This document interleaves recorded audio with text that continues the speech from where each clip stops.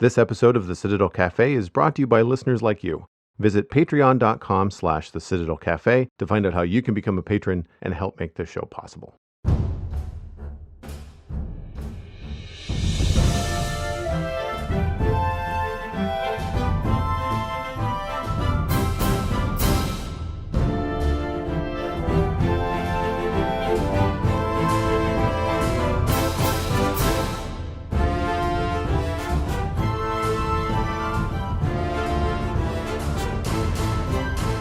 This is the Citadel Cafe, episode number 331 for Wednesday, August 28th, 2019.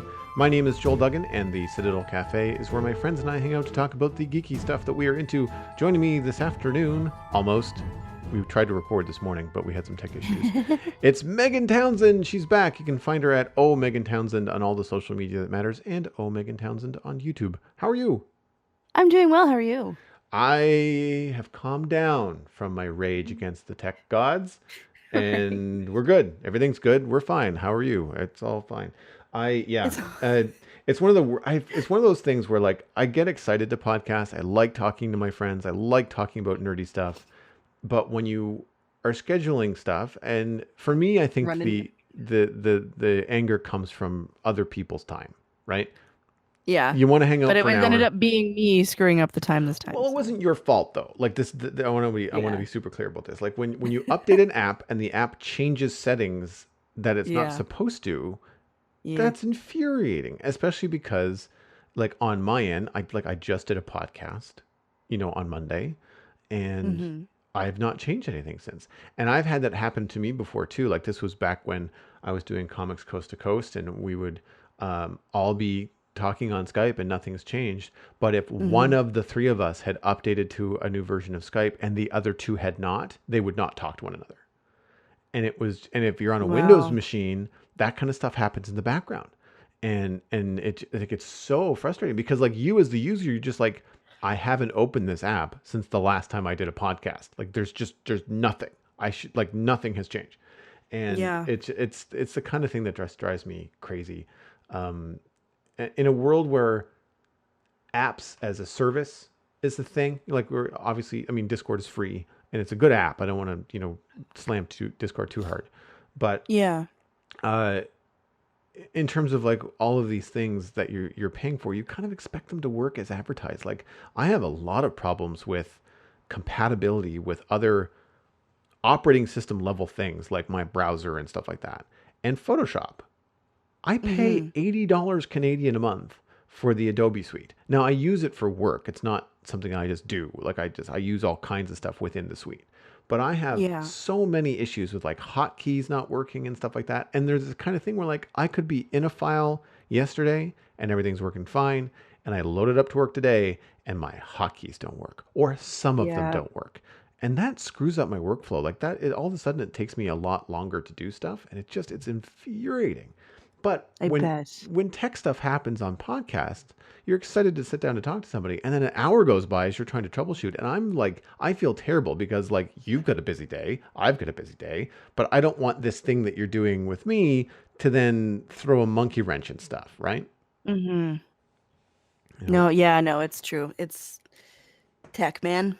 Can't live with it. Can't live without it. you're telling me like you get so frustrated trying to start a podcast and things are not working, and it just all this stuff is just it makes you feel, even though you know at your core that it's not your fault, it makes you feel Mm-hmm. stupid. Like when the thing that you know how to use doesn't do the thing, you're just like, what did I do? What did I break? What You, did I do? I know. exactly right. And when it's not the user's fault, you still your first approach is like, what have I done?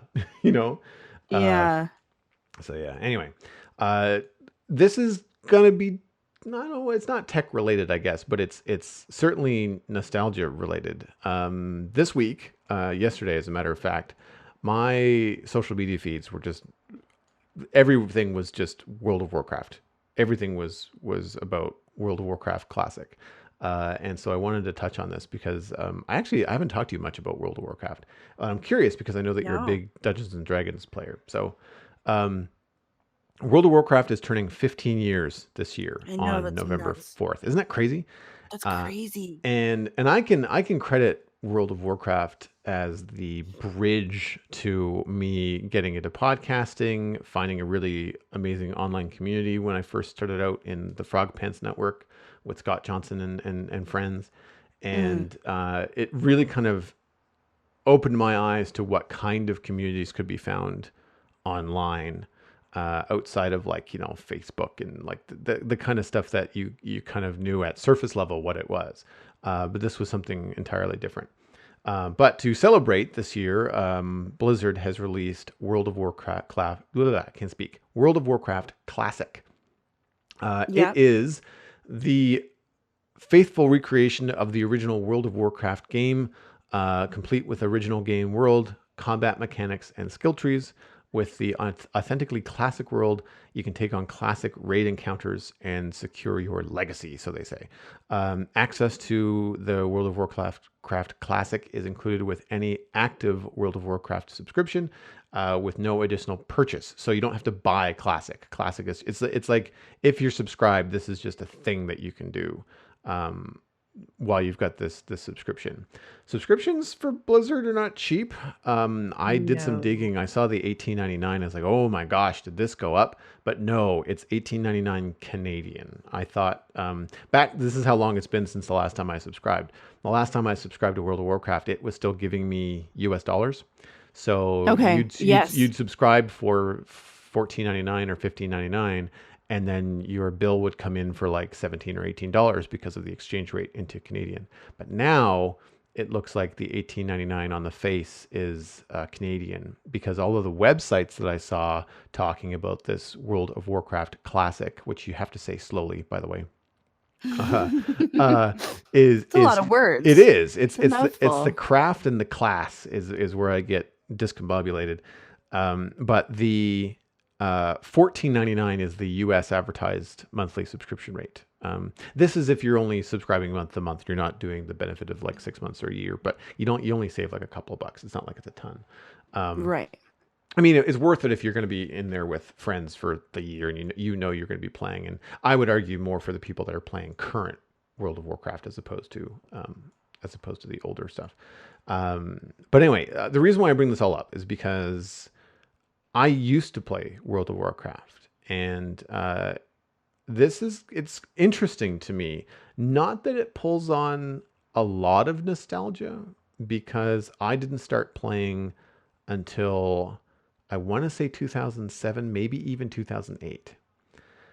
My friend Hmm. Scott was playing, and he got me into it, and I started a character on the server where he was, and then later on, I um, ended up switching over to the server where the instance crew and AIE, which was the guild, were playing. So I don't remember when, because it was like 10, 12 years ago, like Right. when that switch happened.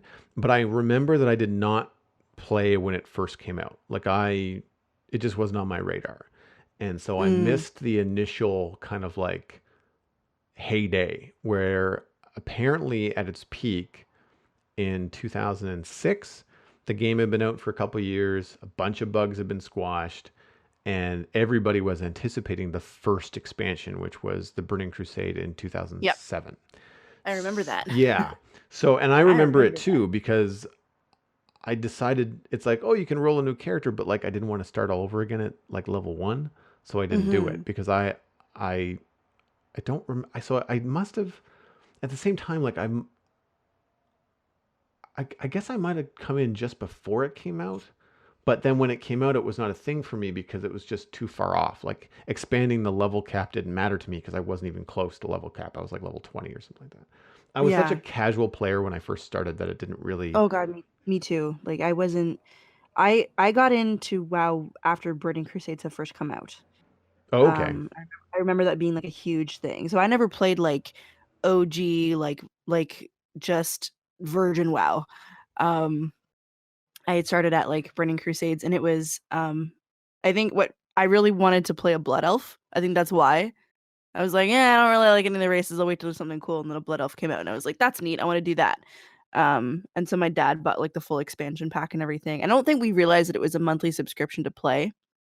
either. So I played for like 2 months and then was like, I don't like having to pay money for this monthly personally, but I enjoyed my time while I was playing it a monthly. It was like I wish I know I used to buy these cards where you would get 60 days worth of time, Mm-hmm. and I almost wish that like the way it paid out, it's either like you use this card and you can play for 60 days. But if I didn't get a chance to play for all 60 of those days, I was feeling like I was wasting my money. Well, yeah. Um, and so you almost have to dedicate a certain amount of time every single day to make it worth it, and that felt like homework. I almost wish that like the card was like a time value, and then like if you played for, 4 days and then didn't play for another week, like you had a total of 60 days worth of hours to play, not Yeah. 60 days, block of time. Login I time thought, as opposed to yeah, e calendar time. But I mean, but that's exactly, how they made yes. their money, right? Like that's Right. yeah, a little bit too much to track. But no, I remember that. I used to do I don't think I did I don't think I ever did cards, but at the time you could buy chunks. Yeah. So like rather than paying monthly, you could just do a 3 month chunk and it would just run out. Like it wouldn't auto renew. Like you could Yeah. turn it on or you could Yeah. turn on or off auto renew if I remember. It was a long time ago. Yeah. That was the same idea with the cards. You could go to like Walmart or Right. something, buy a card, and then just redeem that card, almost like a gift card thing. And it had Right. 60 days on it. So it was like that 3 month chunk, and because you could get all the World of Warcraft like Yeah. playtime cards at Yeah. Walmart and any drugstore or anything. Yeah, for people that didn't want to have a credit card tied to a Exactly. renewal account. Yeah, no, that makes a lot of And I sense. was like 14 at the Well, time, yes, yeah, no, so of course, right? and it makes sense if you've got an allowance that you can spend on that kind of thing. Then that makes Yeah. sense. So I know that Yeah. you said you were attracted to like the whole blood elf thing. Like, what character did you end up having? Like, what did you play when you played? I went back and forth a lot. I went back and forth between Alliance and Horde quite often. I'm like everyone's like which faction are you? I'm like I don't really have one. I honestly do both. Because I think both are very interesting. I usually play as a blood elf. I do have an undead, or I did have an undead. I haven't logged into my account in probably 6 or 7 years.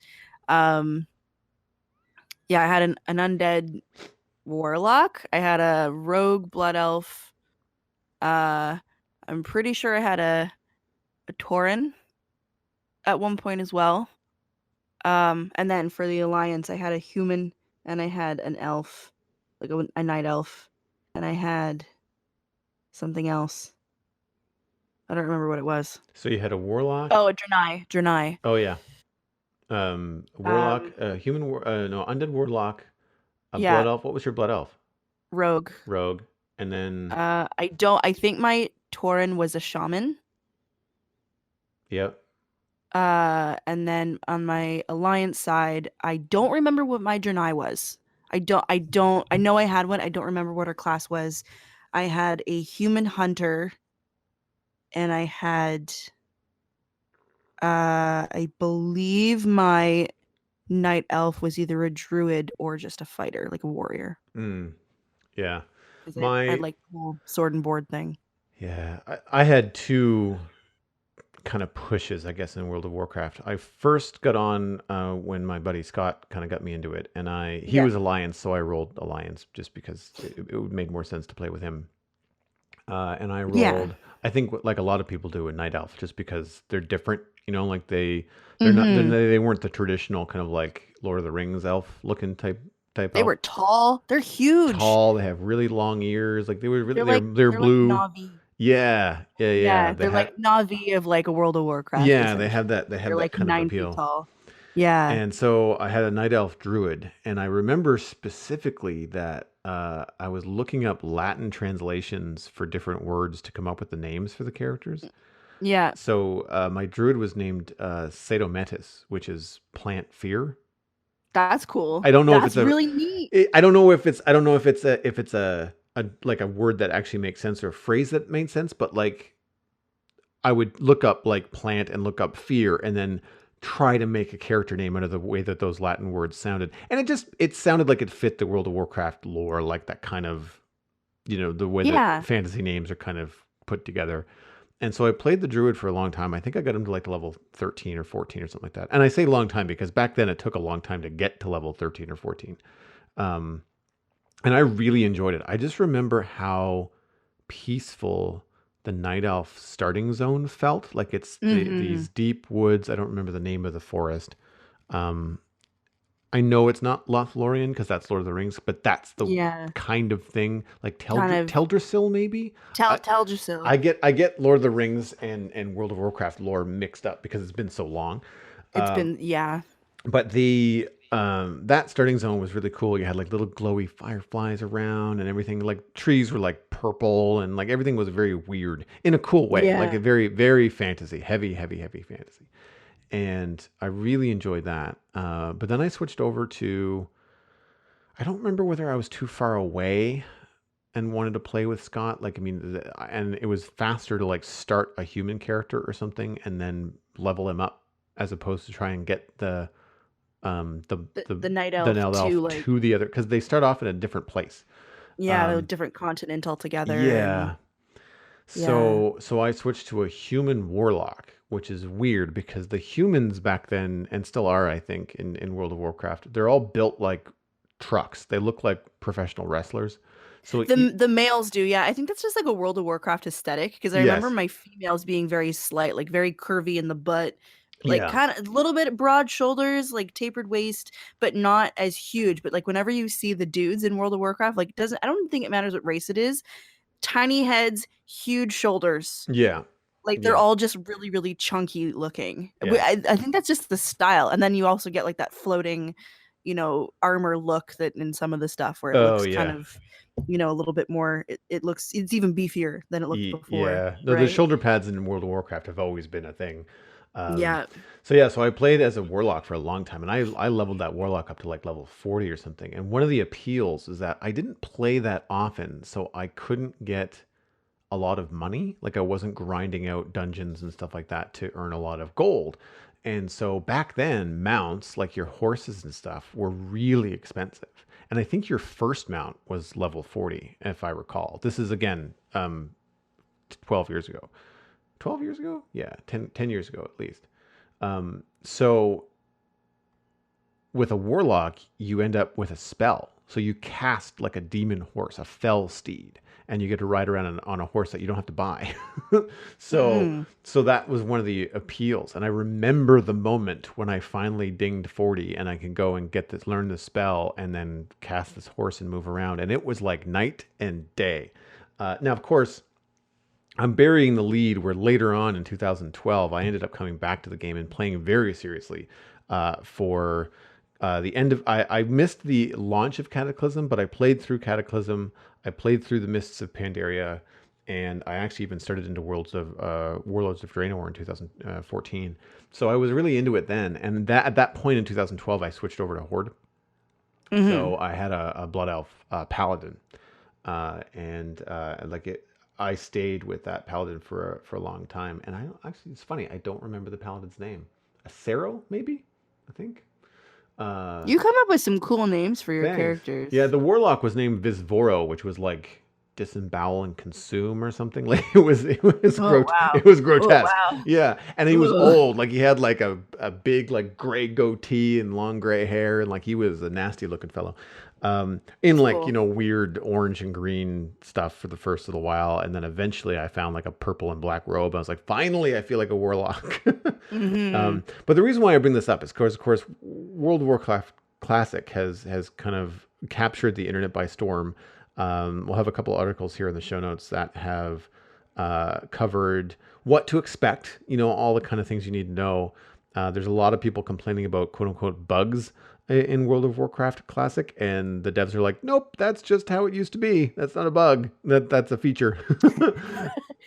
Is it a bug or a feature? It's an Yeah, ongoing question. One of exactly. the things that I remember though when I first started was being really, really, I mean, it was more realistic, I guess, but being kind of annoyed that as anyone with like a bow and arrow, you had to go buy your arrows. Um I don't remember that. like you would run out of arrows quite often. Like I remember having to like they cost like a couple copper, like 2 copper or something for 10. Like they weren't expensive. But I think you could get special kinds of arrows, I think, down the future. Like if you wanted one that was more of like a seeking arrow that had like a better shot rate or like a hit rate, so Yeah. you wouldn't miss as often, or like arrows that did a certain type of damage. I think those were, again, I didn't get very far. Like I only got to maybe level 10 when I first played, and then when I played again, I managed to get pretty far and got myself up to level 40. Because now they're at like level 100 or something. 120 with Battle for Azeroth. Yeah. 120. Yeah. Oh, dang. Okay. Yeah. Last I played, 80 was the cap. Okay, so you played So, Wrath of Lich King is the last time that you were yeah. there. Yeah. Yeah. Yeah. Um, so and yeah, when I first started, there was only, what was it? Yeah, it was Burning Crusade. Um, so I just remember there's a lot of things like as a hunter, you had to like find your pet. You had to like basically Mm-hmm. tame an animal to be your pet. Now they you get one when you start. You don't run out of arrows. So I found like for leveling, it was a lot faster for people who are really into the role play aspect of World of Warcraft and who really want to, put the time and effort in and the grind into getting strong. Classic WoW, I feel like seems like a really, really good option for people like me who want to like get with the big boys pretty fast. I don't like to be like the little guy too often, like or for Mm. too long, because then I Yeah. just get frustrated and I'm just like, well, I'm never gonna get any better. Um, I don't feel like I'm gonna get any better because you get toxic gamer culture, unfortunately, with everything. Yeah. And fortunately, they keep people out of, like there's leveled areas, which is nice. I don't know if that's still a thing with classic WoW, but Oh yeah, that's always um, been a thing. Like you can't if yeah. you go into a zone that's too high for you, you just are encouraged immediately by something a lot stronger to get the heck out. Yep, That's always yep. been a thing. I had Uh, that happen. I accidentally ran through like a graveyard or something, and I was like, "Oh, this seems kind of fun," but I didn't know where I was. I was trying to get somewhere else, but in order to get to that place, I'm more of like a let's go the fastest route and not the long route. So I mm-hmm. tried to run through this whole other territory that was contested territory and probably in a higher level bracket than I was in, and I just kept getting shanked every which way, and I was like, "This is awful." Yeah. This sucks because I'm like, and then you would spawn in like the nearest graveyard, and I didn't have a heart, like I had already used my Hearthstone, so I was stuck, and I was like, this is awful. Yeah, It was just I never played on PvP servers. That was never my game. Still isn't. I I'm not a PvP guy at all. I always preferred even if I ran into a horde character, they wouldn't be able to attack me like another player.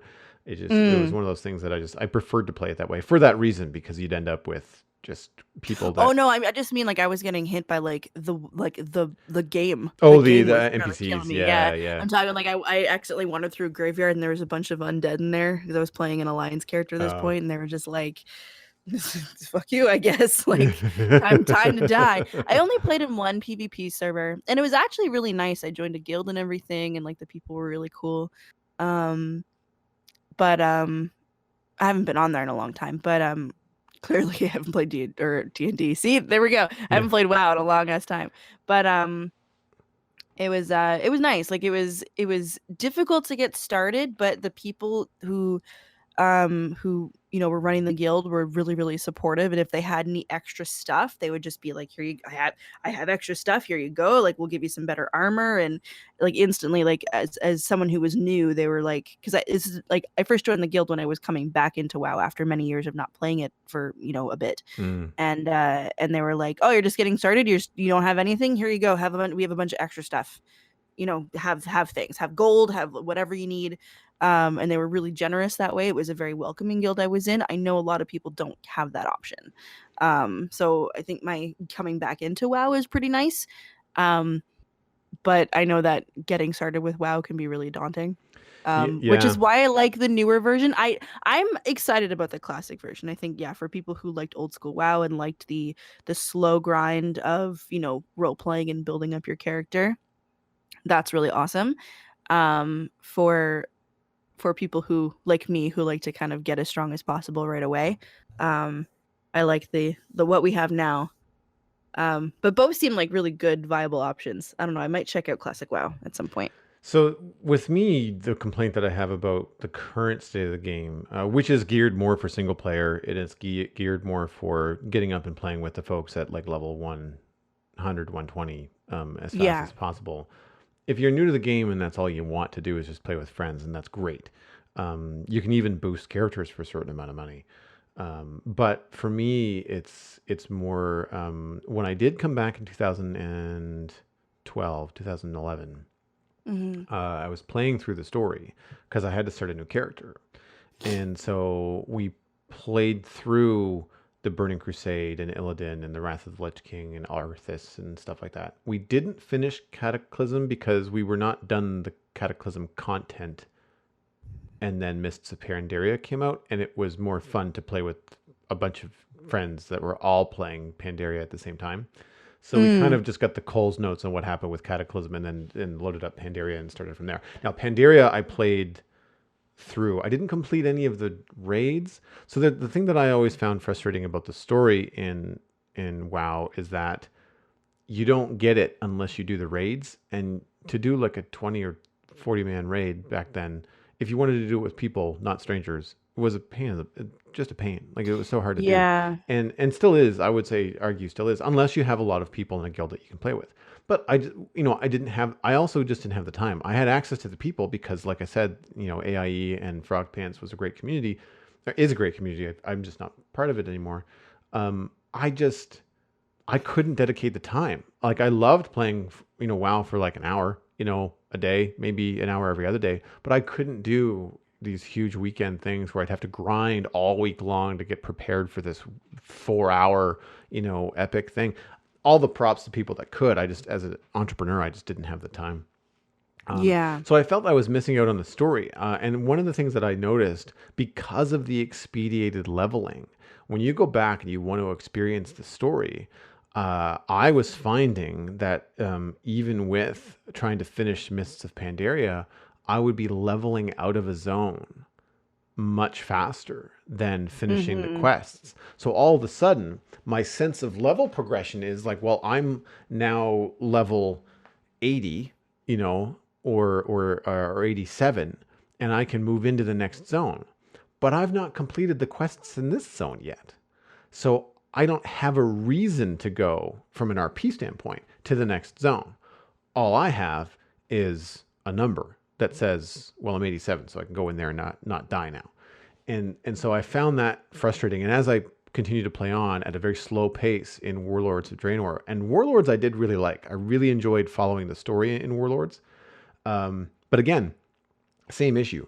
I ended up out leveling zones and having no idea what the story was because I didn't finish the quests, because you try to keep up with players. And anyway, it's one of those things where if I ever got back into it, and a huge reason I'm not is 18.99 Canadian a month like that. Yeah. That to That's a me, lot. that's a lot. I'm even looking at Netflix now at 14.99 going, I don't, or 13.99. I don't know if it's worth that, for what Yeah. I get out of it. I don't watch that much stuff. Yeah. So it's And one of now those that it's all things. like original content now, and like I was looking on there. I've been, on the last couple of days, I've just been wanting to like Hmm. sit down and watch a movie, and I was looking for a bunch of movies, and it's like, well, everything on here I've already seen, and everything I want to watch is not available anymore. So then I Yeah. looked over at Crave, and even Crave doesn't have that much. Like at least Crave has some like new releases and stuff, Hmm. but it doesn't really have anything in the way of like old movies that you might want to pick up or something, right? Um, like sometimes you just like I've been trying to find somewhere to watch Scott Pilgrim versus the World for probably 3 months. And I Yeah. can't find anywhere. I'm like, I'm gonna have to download it now, I guess. I don't want to have to do that, but I'm gonna have to if there's no other way to watch it because I don't have the DVD for it anymore. I don't think so anyway. Yeah. Um, or if I do have the DVD, I don't have anything to play it on because nothing has DVDs anymore. Or nothing plays DVDs anymore. Yeah, that's true. So That's really true. I I've been thinking like I'm on the fence about trying it out for a month.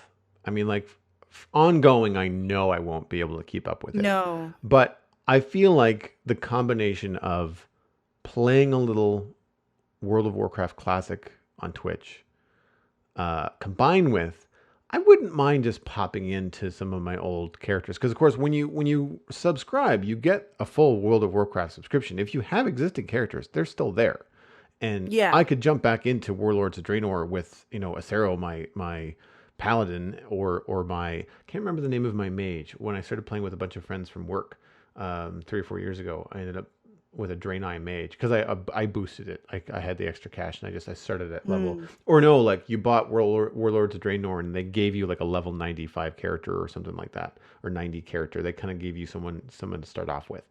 And so my little RP thing was that, all right, well, I'm new, I'm going to start off new to this world in the state that it's in now. And Warlords was a good time to do that, in terms of the Mhm. story. But I remember really liking the mage. It was just a lot of fun to have so many fireballs and like Yeah. really kind of cool stuff. Because I had been playing a paladin for years, which is just like a lot of close quarter spinny Oh, I stuff. think I had a paladin too. Yeah. The my Yeah, complaint paladin and warrior. my complaint about my paladin was I chose the wrong race. In that, a blood elf paladin, all the blood elf melee attacks are very spinny and very like, um, Fancy. fancy. Thank you. Uh, Fancy. and so they don't feel like a paladin. Like a paladin has always got Right. like these big swords and big shields and big shoulder pads, and so they don't feel that sturdy. Um, Hmm. the magic part makes sense because like a lot of the paladin stuff is all like gold, kind of healing and gold smite hammers and all these like effects that happen. So it matches the blood elf like blonde haired thing like super well. But so you feel like the magic makes sense, but then the actual physicality of it was just very weird. I didn't feel, basically I'd be tanking for a raid. I'd be the paladin at the front of the crew in the thick of everything, and I'd be doing ballet. Yeah. It's like Yeah. pirouette and spin. It's like Pirouette it's and it's like spin. Daffy Duck from the old Warner Brothers Robin Hood. Dodge, parry, spin, thrust. It's just like Yes, yes, that's exactly. what I felt like. Whereas what I wanted to be was, and I don't think I know at some point I believe they allowed Tauren to be paladins, but it was much, much, much later. It might have even been as late as Pandaria or Warlords of Draenor. But at some Probably, point yeah. they started to allow different races to be different classes, and a Tauren paladin. I mean, the Tauren were the size of a house to begin with.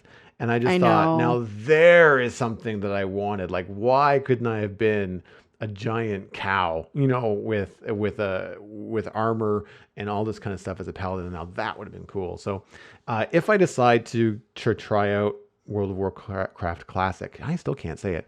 Um, I think I'd go back to Stormwind. I've spent so much time in my last memories of World of Warcraft playing it on the Horde. I feel like I'd want to go back to a human character, I guess. I don't know. I don't, because I played a lot of dwarfs. I did a lot of like dwarfs hunters. The gnomes are not appealing to me at all.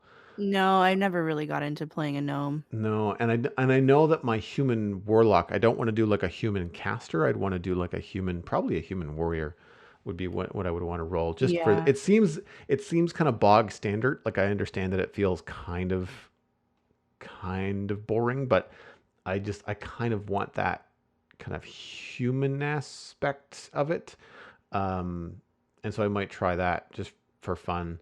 Uh, I've always enjoyed the loot stuff, like finding a new sword, equipping a new weapon, realizing that, oh, this is kind of cool, and you can do all kinds of cool stuff with this. With the things that you found. Now, I'm also curious about the game experience. Having missed that initial kickoff of World of Warcraft, playing the classic version would be kind of educational in terms of just like some pop culture that I missed out on.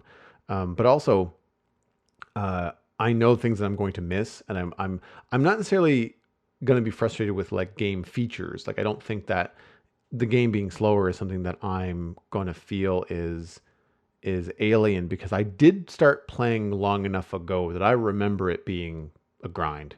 Um, but that's, to me, is something pretty chill, and I'm always looking for chill games to play on stream with the community. So when I'm looking at classic, the thing that I think is going to be the most frustrating is I used to get very into the modern Warcraft features like the transmogrifier and being able to find a piece of armor that you really like the look of and then apply that look to new gear. Because I remember way back Mm-hmm. when I would first start, I was like, well, this cape is amazing. The stats are fantastic.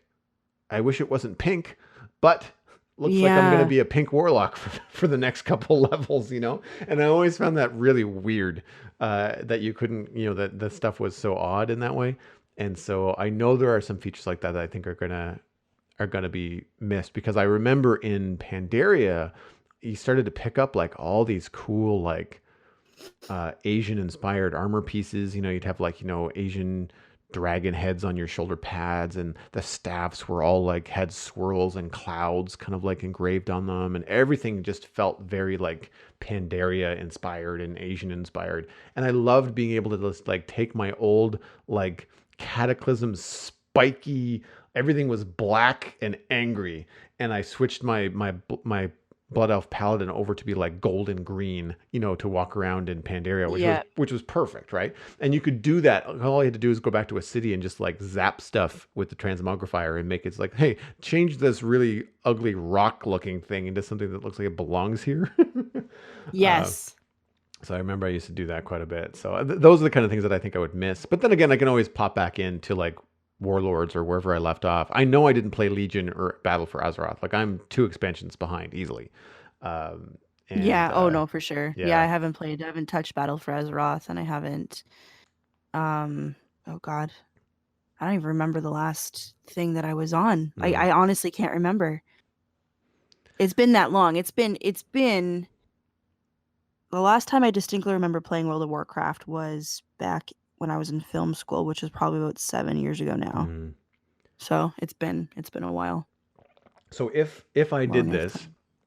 out of curiosity, would you be interested in trying Classic out just for a month? Because it would be fun to play together. I don't think I could do. That's the thing. I'm interested, but I don't think I could do anytime soon. Is my fear. Mm. Like I don't know if I could shell out the money. I like short answer yes. Yeah. Long answer, I would love to, but I don't know if the timing is right. Like I don't know if I could do September. Um because we got like there's a lot of film stuff picking up, and Right. then I don't know if my new job is gonna kick in at that point either, right? Like I'm still Right. kind of waiting on confirmation for when that starts, so I don't want to say yes and then suddenly I'm unavailable for 6 weeks, right? Yeah. Because then I've just spent the $18 a month to Yeah. play, And then you can't and play. then I can't play. Yeah. So I want to, but I think I just don't know if I have the time to have a subscription based game. Hmm. I'll have That's to. my hang up too, is that I mean I would do it for a month, but I would set the expectation that I'm doing it for the month. And then I'm probably not going to Yeah. be doing it beyond that because I have other games like Minecraft that I bought once. And while there is a server fee, the server fee is split amongst the server fee is the same as a WoW subscription, but it's split over members. Like Yeah. the Citadel is paid for by the people that play on the Citadel, right? Yeah.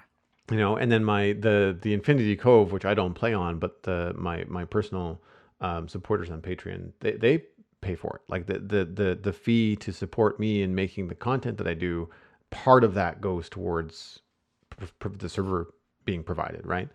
Yeah. So it's a I don't want to say zero sum, but like it's a paid for thing. Um, but it's still cheaper than World of Warcraft. Yeah, Yes. you know, so I mean, it's one of those things where like I understand the quality of the game. Like for example, if I was really into it, knowing what's happening and how much content there is, 18.99 a month. If that is your mode of entertainment, like if you're not dealing with Netflix and other subscriptions, and really the only video game that you're spending any time in is World of Warcraft, even a couple hours on the weekend, that's worth it, right? To Hmm. me. I've been so out of it for so long that getting into something that could require an additional subscription is just it's one of those things like I said, I'd try it for a month, but I don't know if I would keep it up. And if I wanted to play classic with friends, I would want them all to be available to play it. Not Yes. not because that's the kind of see in the World of Warcraft as it is now, people can catch up. Like they can catch up pretty fast in Yeah. classic, if you guys get up to like level 5 or 10, and the person that joins you wants to come in at level 1, it takes a while. Like Yeah.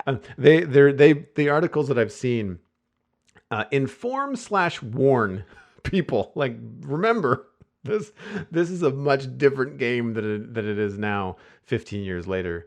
Yeah. and so expect it to be a lot slower. So anyway, we've talked about Warcraft a lot longer than I thought we were going to. But I haven't been watching anything new, so I don't have anything else to add other than I am still watching and still enjoying The Expanse. But you, I think, had started to watch some stuff that was not on your radar last time. Yeah. Well, I just sort of picked it up. So the new episode of She-Ra dropped. And I had started watching She-Ra when it first came out, like the first season came out a little bit ago. And I liked it. Like I watched all of it and I enjoyed it. But I don't think I was fully engaged in it because I mean, it's an easy watch, to be fair. It's Hmm. not a complicated storyline. It's not anything that's, um, it's a retelling of She-Ra, but it's like done in a modern way. So there's a lot of representation I know it's good. It's a good, happy, fun times, feel good fantasy princessy TV show. Like it's everything that I probably would have wanted when I was like 12. And then now that I'm 28, I still kind of wanted it. But um I I enjoyed it, but it was I watch a show and then I'm always doing something else as well. Like I can never just sit down and watch a show. I always have to be doing something else. Like I just get distracted easily, unless it's a show that I just absolutely cannot pull away from. And this last season of She-Ra was that where I could not watch anything else. I was just like enraptured with it. And I don't know what the difference was. I don't know what the difference was. I think there was less episodes in this season than there were in previous seasons. I'm actually just pulling up Netflix right now just to take a look at it. Um and I don't know what like this the writing was just I don't even know how to quantify the words for it. The writing was just so different from what it used to be. Like the first couple seasons started out very happy and goofy, and while there are still a couple of funny goofy moments in this season, it's the stakes just raised so high. It got really intense. There's a lot of like real world ending stuff that happens this time around, whereas before it was more of just like petty skirmishes that seemed like a really big deal. It just went up like 6 notches of intensity all of a sudden. I remember tweeting at one point, I'm like, She-Ra had no right to go that hard in this last season, but oh boy, did it. And it was insane. Highly recommend if you haven't watched She-Ra yet, even just for the third season alone. So good. Really, really good. Cool. I mean, it's been on my radar, something that I, knew existed and thought I would check out at a certain point. But the animation style is what kind of threw me off. Mm. And not that it's bad. I want to be clear. It's just that it doesn't appeal to me because, well, Yeah, I'm not the target audience. I mean, to be honest. yeah. No, it kind of reminded me a little bit of Voltron with Yeah. something else with it. It's a little bit more of a bubbly style, like everything's a little bit like softer. And it is like it's pastel and it's colorful and um, it's bright, but um I don't know, just like if not for like the voice acting this time around, holy crap. I mean, it was always good, but this time around it was like this whole other level of just like the pain and suffering that some people had in their voices was just palpable. Like you could Oh feel it wow. and I was like this is upsetting and like I feel bad that I'm enjoying this because like I'm enjoying like I'm enjoying the performance of how in pain someone is, but I'm dying on the inside, but also just really impressed with how it sounds. And like there's a lot of really the characters have always been very clearly defined from the beginning of the show. Um, are you familiar with She-Ra at all? Like the Oh history of yeah. Oh, She-Ra? I grew up Oh, okay, watching yeah, He-Man and She-Ra. My sister was big into She-Ra, so I mean, it was on immediately after He-Man. I think we would have watched them both back to back. Um, right. I remember I remember She-Ra more than I remember all the other extra characters. Like I remember Madame Mim and some other stuff, and For me, it was more of a just a tie-in to He-Man, and I was just be curious about it. But my sister was really into it, and I'm looking at the Hmm. episode lists now on the wiki, and yeah, I mean, season 1 was 13, but season 2 was 7, and season 3 is only 6 episodes. 6. Yeah, and Yeah, it like by the time it ended, when I got to the last one, I'm like, wait, that's it? What yeah, do you mean? I and feel like there should be so much more, and like having that visceral reaction of just like, it's over? What do you mean it's over? Is a really good sign, I think, because hmm. like I already can't wait for the next one. I'm like before, like whenever a new season would come out, I'd be like, oh cool, new season. Right, I'll get to that at some point. Now I'm just like, when is it I need it now. Like I need it this instant. It got really intense.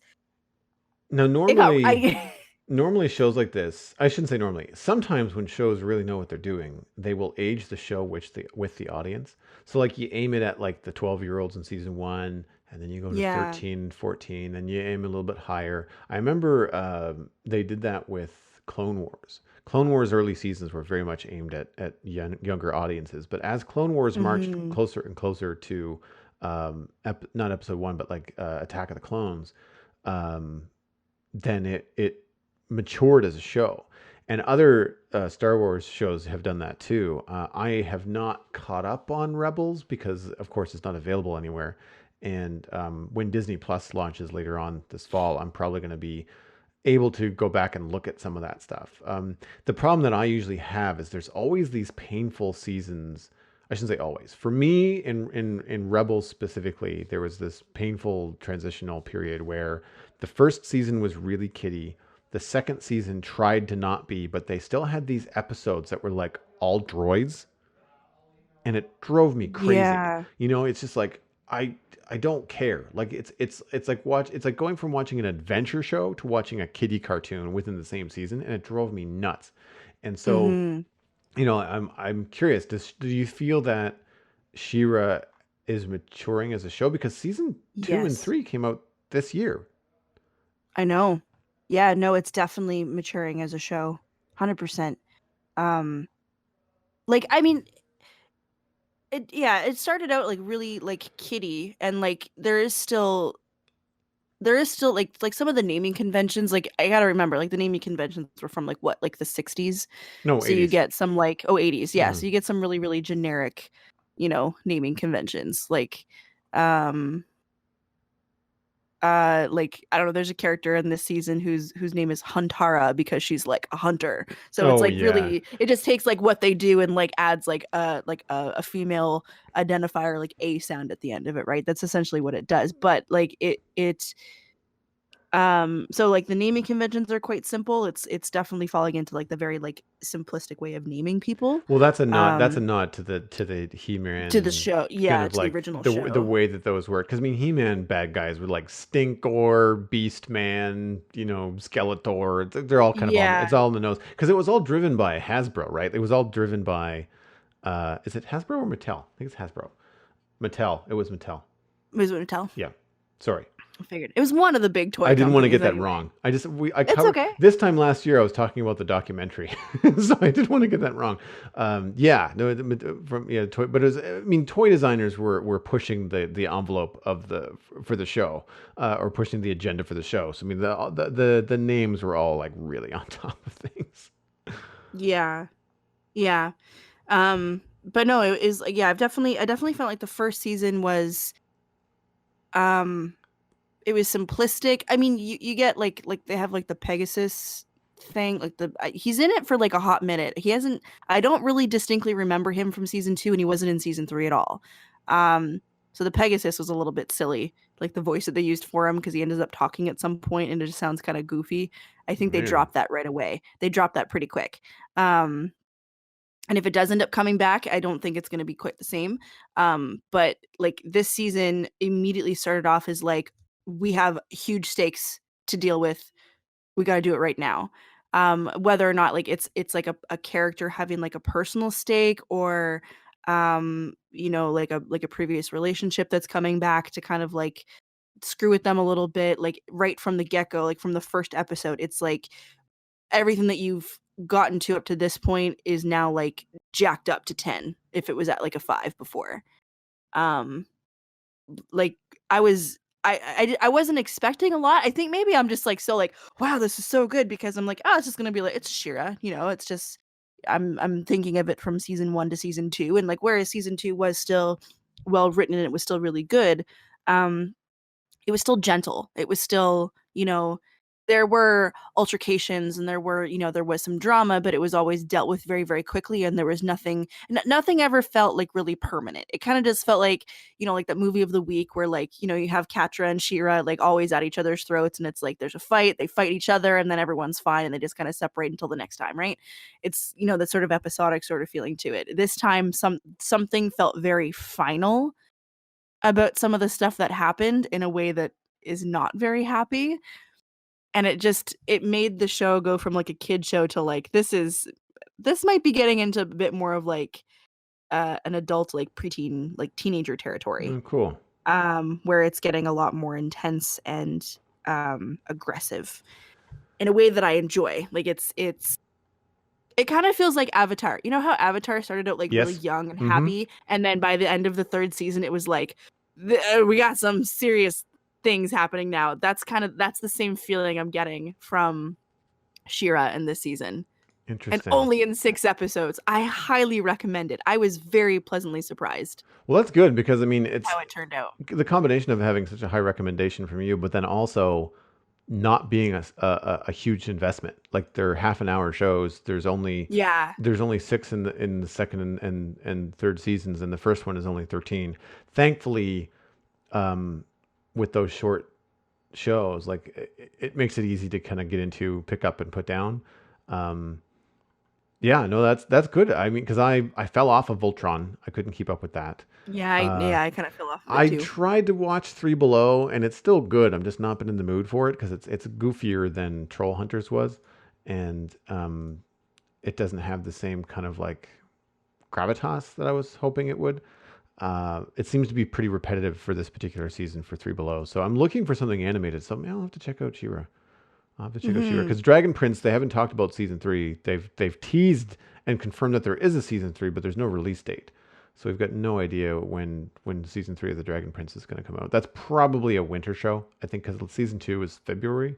So I would imagine that season three is probably going to be after Christmas. I'm hoping for some more original animated content from Netflix. I really enjoyed the Love, Death, and Robot stuff, and I mean it's Hmm. miles different than She-Ra, but Yeah. if they can meet in the middle somewhere, you know, and give me a show that's like really supposed to be like a young adult slash adult show, not in that there's adult content, but that the stories are more complicated, you know, give me something a little bit more robust. But Yeah. there's just a lot of anime right now on Netflix that seems to be where they go to for their grown up stuff, and I'm just not a fan. So Yeah. I'm Anime and K-dramas. That's just like yeah, there's been like a huge plethora of K-dramas that have just suddenly gone nuts on Netflix, I feel like, which I'm not mad about. Like K-dramas produce no, some really, really great stuff, but there's like a different editing style and there's a different like I mean it's a cultural thing. All of it's based on culture. So I well, mean yeah, of course, if you're into like watching something from a different culture then, you know, cool.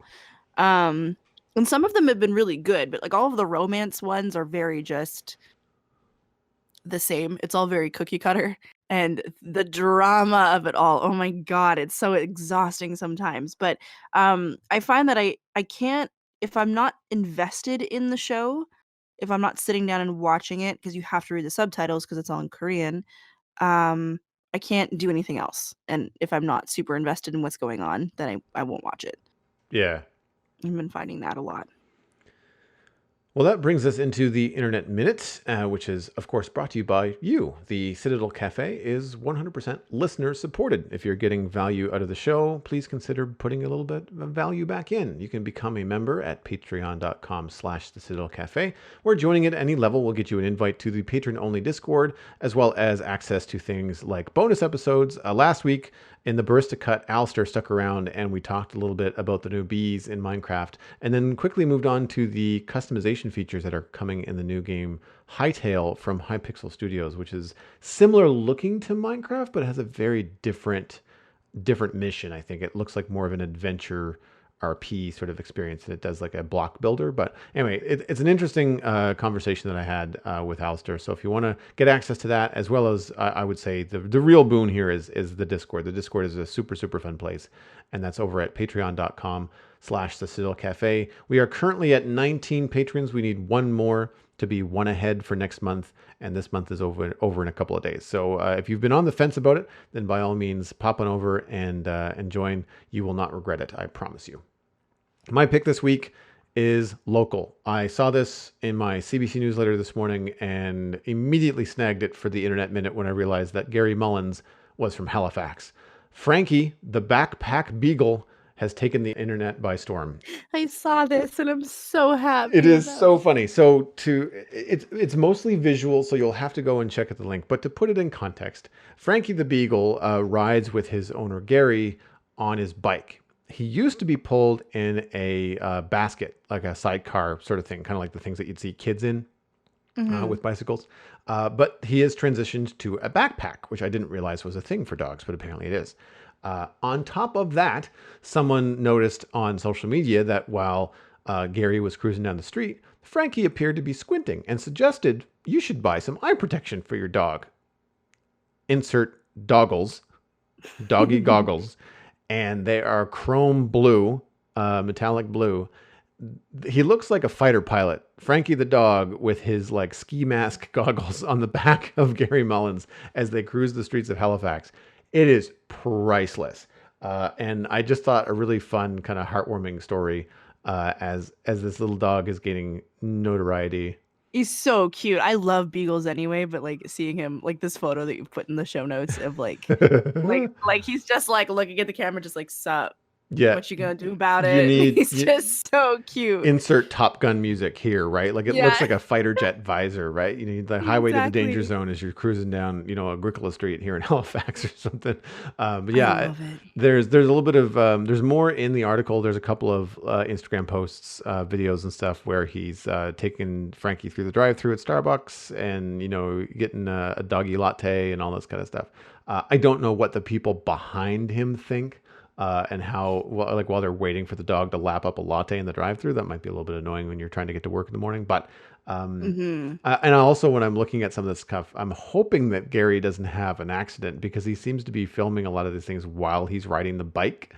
So maybe make sure that you're on an empty street when you do that, Gary, because when I see stuff like that, I was like, I don't know. Halifax is notorious for not being a super bike-friendly or bike-safe city. So no, I mean we're getting there, trying to, but it's pay attention as opposed to goofing off and taking photos. I mean, a quick snap is a quick snap, but still, I feel like unless it's something where your phone is like not in your hand, like it's attached to the bike somehow, I still feel like it's a little bit tricky. I mean, obviously he's not posting them on social media until later, but he still has to take the clip, Yeah, so I'm wondering if he's has it on a tripod or something on his computer, on his bike. Yeah, like has it on like a Gorilla Pod or something, like something something that can wrap around the handlebars. It potentially, and he might be doing it like that now that obviously Frankie has taken the internet by storm. But anyway, it's a fun little story to end the show. I think that it's a lot of fun. It's cute. That brings us to the end. This is the Citadel Cafe. You can find everything that we talked about today at thecitadelcafe.com. The music for the show was composed by Kevin MacLeod. Email us. Let us know what you think about World of Warcraft Classic at thecitadelcafe@gmail.com. Of course, you can find us by name on Twitter and Facebook, or subscribe on iTunes, Android, Stitcher, and Spotify. Word of mouth is, of course, the easiest way to support the show. If you like it and you think other people will like it as well, then just tell them about it. Poke a friend at the arm at the office and say, hey, you should listen to this. It's a lot of fun. My name is Joel Duggan. You can find everything that I'm doing online at joelduggan.com. That includes my illustration and design portfolio, as well as links to other podcasts I do, like Minecraft stuff at thespawnchunks.com. They added bees to Minecraft, and they were surprisingly complex. We dedicated most of the show on Monday to talking about the new bees in Minecraft. So yeah, that's a thing. Check that out at thespawnchunks.com. Everything else on social media for me is at Joel Duggan, including my Twitch channel, which is where I've been doing a lot of streaming lately. So check that out at twitch.tv/Joel Duggan. Megan, where can people find you and the cool stuff that you're doing online? People can find me online on Twitter, Instagram, and YouTube at @OMeganTownsend. To follow my personal project, The Heir of Keldanan, that is also on Instagram too. And if you're in Halifax, there's a show coming up this weekend for the Halifax Fringe Festival called Safe. I am in it. It is on Friday, Saturday, Sunday at the Old Company House. Please come hang out. You've been listening to the Citadel Cafe, where we are fast, easy, and cheap, but you can only pick two.